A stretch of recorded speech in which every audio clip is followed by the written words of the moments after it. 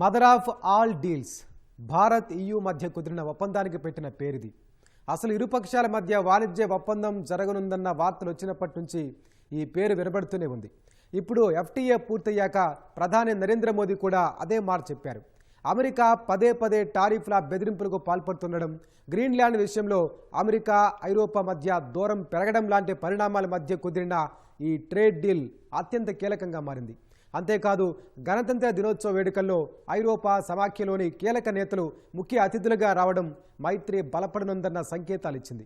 మరి ఇప్పుడు కుదిరిన ఈ స్వేచ్ఛ వాణిజ్య ఒప్పందంలో ఏ అంశాలున్నాయి, ఎప్పటి నుంచి అమల్లోకి రానుంది, ఇరు పక్షాలకు కలిగే ప్రయోజనాలేంటి, భారత విద్యార్థులు వృత్తి నిపుణులకు ఎంత మేలు కలగనుంది, ఈ వివరాలు తెలుసుకుందాం.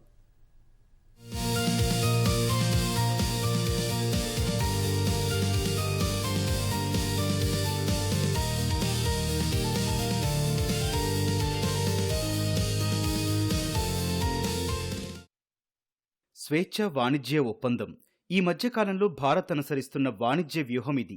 ఇటీవలే రష్యాతో ఇలాంటి డీల్ కుదుర్చుకుంది. అంతకుముందు బ్రిటన్తోనూ అంతే. కానీ వీటన్నింటికన్నా భిన్నమైంది ఇప్పుడు EUతో కుదిరిన ఫ్రీ ట్రేడ్ డీల్. దాదాపు 10 రోజులుగా ఈ ఒప్పందంపై ఎన్నో అంచనాలు వెలువడ్డాయి. వాటికి తగ్గట్టుగానే డీల్ కుదిరింది. భారత్ EU మధ్య జరిగిన శిఖరాగ్ర సమావేశంలో ఒప్పందంపై చర్చలు జరిగాయి. ఆ తర్వాత ప్రధాని మోదీ ఈ ఒప్పందం కుదిరినట్టు అధికారికంగా ప్రకటించారు. आज भारत ने अपने इतिहास का अब तक का सबसे बड़ा फ्री ट्रेड एग्रीमेंट संपन्न किया है. यह FTA भारत और यूरोपियन यूनियन के बीच इन्वेस्टमेंट को बूस्ट करेगा, नई इनोवेशन पार्टनरशिप बनाएगा और वैश्विक स्तर पर सप्लाई चेन को मजबूत करेगा.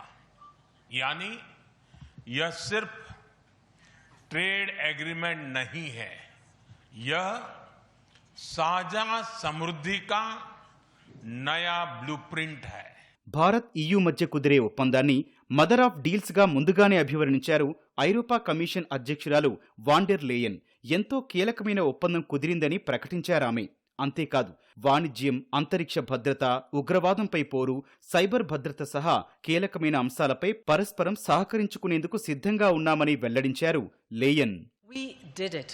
We delivered the mother of all deals. We are creating a market of 2 billion people, and this is the tale of two giants, the world's second and fourth largest economies. Two giants who choose partnership in a true win-win fashion. This trade will integrate further our supply chain and strengthen our joint manufacturing power. It will cut up to 4 billion euros in annual tariffs for exporters of all sizes. And it will create good jobs for millions of workers here in India and in Europe. Mother of all deals. మరి పదే పదే అదే మాటను అటు Leyen ఇటు మోదీ ప్రస్తావించిన విషయం ఇక్కడ గమనించాలి. మరి ఈ ఒప్పందం ఎందుకంత ప్రత్యేకం? ఈ డీల్లో అంతగా ఏముంది? కాస్త వివరంగా చూస్తే ఇది అర్థమవుతుంది. ఈ మాట అనడానికి కారణం ఈ ఒప్పందంతో 200 కోట్ల మందికి ప్రత్యక్షంగా ప్రయోజనం కలగనుండటం. అంతేకాకుండా ఈ డీల్ విలువ ప్రపంచ GDPలో 25% మేర ఉండడం. ప్రాథమికంగా చూస్తే ముఖ్యమైనవి 2 అంశాలు. ఇంకాస్త లోతుగా చూస్తే మాత్రం ఒప్పందంలో ఎన్నో కీలకమైన విషయాలున్నాయి. ఆహారం, ఇంధన రంగాలను మరో మెట్టు ఎక్కించేందుకు వీలుగా జరిగింది ఈ ఒప్పందం. ఇందులో భాగంగా ఐరోపా నుంచి వచ్చే జ్యూస్లు, ప్రాసెస్డ్ ఫుడ్స్, ఆలివ్ ఆయిల్, ఇతర వెజిటబుల్ ఆయిల్స్ పై భారత్ టారిఫ్లు తొలగించనుంది. ఈ రకంగా ఐరోపాకు చెందిన వ్యవసాయ ఉత్పత్తులకు భారత్లో అతిపెద్ద మార్కెట్ కల్పించనుంది. ఐరోపా నుంచి వచ్చే స్పిరిట్స్ పై ఇప్పటి వరకు ఉన్న 150% సుంకాన్ని 40%కి తగ్గించనుంది భారత్. వైన్ పై 20%కి టారిఫ్ తగ్గించనుంది.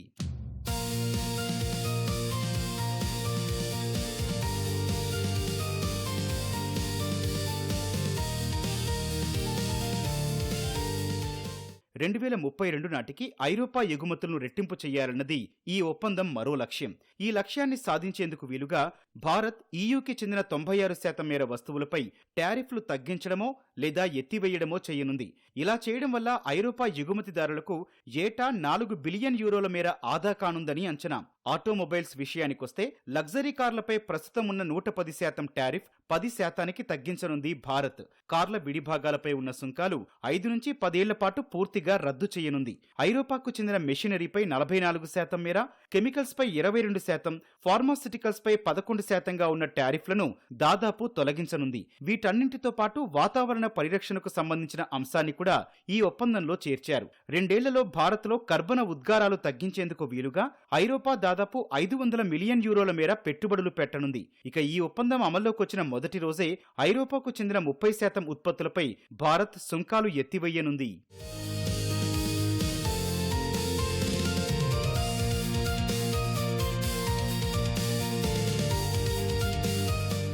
ఒప్పందం కుదరనైతే కుదిరింది, కానీ ఇది పూర్తి స్థాయిలో అమల్లోకి రావడానికి కనీసం 1 ఏడాది సమయం పడుతుందన్నది ఓ అంచనా.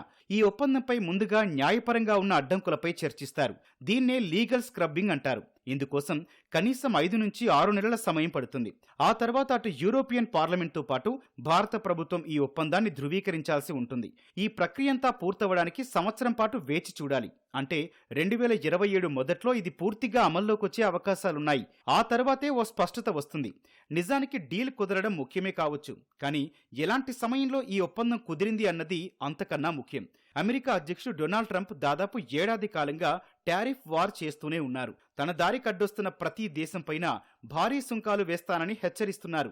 గ్రీన్లాండ్ స్వాధీనం విషయంలో అడ్డు తగులుతున్న ఐరోపాను ఇదే విధంగా ఇబ్బంది పెడుతున్నారు. క్రమంగా అమెరికా ఐరోపా మధ్య ఉన్న మైత్రి తగ్గుతోంది.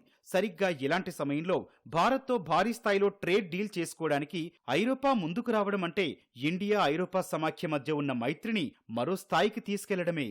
అటు అమెరికా ఇప్పుడు శాంక్షన్స్ విధిస్తున్నట్టుగా మన మీద 50% టారిఫ్స్, అలాగే యూరోపియన్ యూనియన్ మీద 15 to 20%.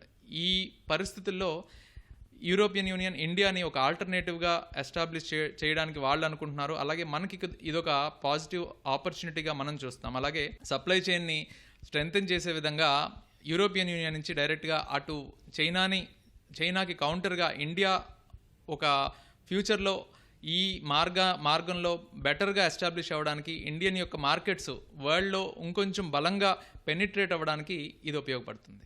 ఐరోపా ఇలా ముందుకొచ్చి భారత్తో భారీ ఒప్పందం కుదుర్చుకునేందుకు ఆసక్తి చూపించడానికి కొన్ని కారణాలు కూడా ఉన్నాయి. ప్రస్తుతం ఐరోపాను సమస్యలు చుట్టుముట్టాయి. ఓవైపు రష్యా కాలు దువ్వుతోంది. ఉక్రెయిన్ యుద్ధం కారణంగా అలజడి పెరిగింది. ఇక చైనా కూడా పదే పదే ఇబ్బందులు పెడుతోంది. ఆపై అంతర్గతంగా కొన్ని సమస్యలు ఉండనే ఉన్నాయి. వీటితోనే వేగలేకపోతుంటే ఇప్పుడు కొత్తగా అమెరికా తలనొప్పి మొదలైంది. ఇలాంటి సమయంలో భారత్తో మైత్రి పెంచుకోవడం అనేది ఐరోపాకు తప్పనిసరిగా మారింది. పైగా భారత్ సుస్థిరంగా ఉంది. మార్కెట్ పరిధి కూడా క్రమంగా విస్తరిస్తోంది. భారత్ వల్ల వాణిజ్యపరంగా ఎవరికీ ఎలాంటి ఇబ్బంది కలిగే అవకాశం ఉండదు. ఇక ఉక్రెయిన్ విషయంలోనూ ఇండియా తటస్థ వైఖరితోనే ఉంటోంది. ఏ రకంగా చూసుకున్నా భారత్తో మైత్రిని మరో మెట్టు ఎక్కించుకోవడానికి ఐరోపాకున్న అభ్యంతరాలేమీ లేవు.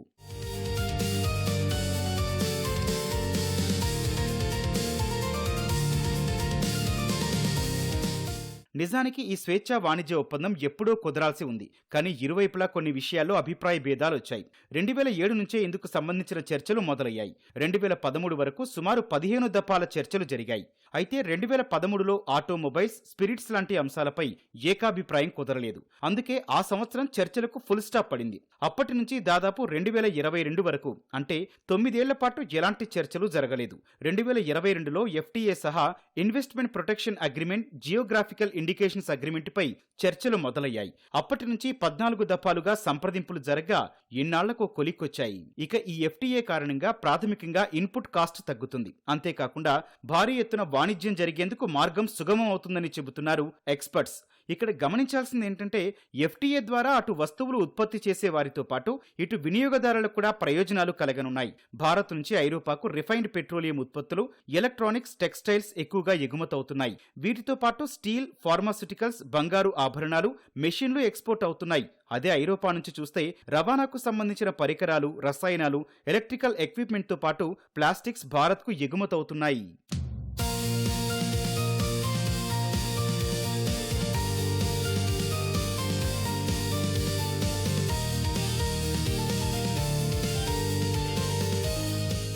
రిఫైన్డ్ పెట్రోలియం ఉత్పత్తుల వాటా సుమారు $15 బిలియన్ ఉన్నట్టు కొన్ని అధ్యయనాలు చెబుతున్నాయి. ఆ తర్వాత అత్యధిక వాటా ఎలక్ట్రానిక్స్దే. భారత్ నుంచి $11 బిలియన్ విలువైన ఎలక్ట్రానిక్ ఉత్పత్తులు ఈయూకి ఎగుమతవుతున్నాయి.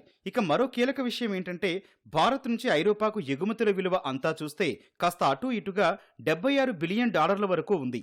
అదే ఐరోపా నుంచి భారత్కు దిగుమతుల విలువ మాత్రం $61 బిలియన్ ఉన్నట్టు కొన్ని రిపోర్ట్స్ చెబుతున్నాయి. అంటే రెండింటి మధ్య దాదాపు $15 బిలియన్ మేర లోటు కనిపిస్తోంది. ఇప్పుడు కుదిరిన డీల్ ఈ లోటును భర్తీ చేసేందుకు ఉపయోగపడుతుందన్నది మరో అంచనా. ఈ ఆర్థిక సంవత్సరంలో భారత్ ఐరోపా మధ్య $136 బిలియన్ విలువైన వస్తు వాణిజ్యం నమోదైనట్టు కొన్ని అధ్యయనాలు చెబుతున్నాయి. ఈ processed vegetable and fruit products కానీ వీటన్నిటికీ కూడా ఈ టారిఫ్ ఎగ్జంప్షన్స్ ఆధారంగా EU దేశాలలో ఒక మార్కెట్ క్రియేట్ చేయబడుతుంది. ఈ FTA ట్రేడ్ డీల్ ద్వారా మన భారతీయ ఫర్మ్స్కి గ్లోబల్ సప్లై చైన్లోని వాళ్ళ యొక్క పొజిషన్ కన్ఫర్మ్ చేసుకోవడానికి కూడా ఈ FTA ట్రేడ్ డీల్ ఒక మంచి అవకాశం అని చెప్పేసి ఇక్కడ మనం అర్థం చేసుకోవచ్చు. క్రిటికల్ కేర్కి వాడినటువంటి మెడిసిన్స్ కూడా, ఫార్మస్యూటికల్స్ కూడా మనం EU నుంచి ఇంపోర్ట్ చేసుకుంటున్నాం. సో ఈ మెడిసిన్స్ కానీ అలాగే ఇతర మెడికల్ ఎక్విప్మెంట్ కానీ ఇవన్నీ కూడా మనకి చీప్గా లభించే పరిస్థితి అయితే మనకు కనిపిస్తుంది. స్థూలంగా చూస్తే భారత్ ఐరోపా మధ్య మైత్రి బలపడనుంది అన్నది మాత్రం స్పష్టమవుతోంది. ఈ ఒప్పందం అమల్లోకి రావడానికి ఇంకా సమయం పట్టే అవకాశాలున్నా ఎన్నో ఏళ్ల విరామం తర్వాత చర్చలు జరగడం, అవి సానుకూల ఫలితాలివ్వడం రెండు వైపులా కలిసొచ్చే విషయం.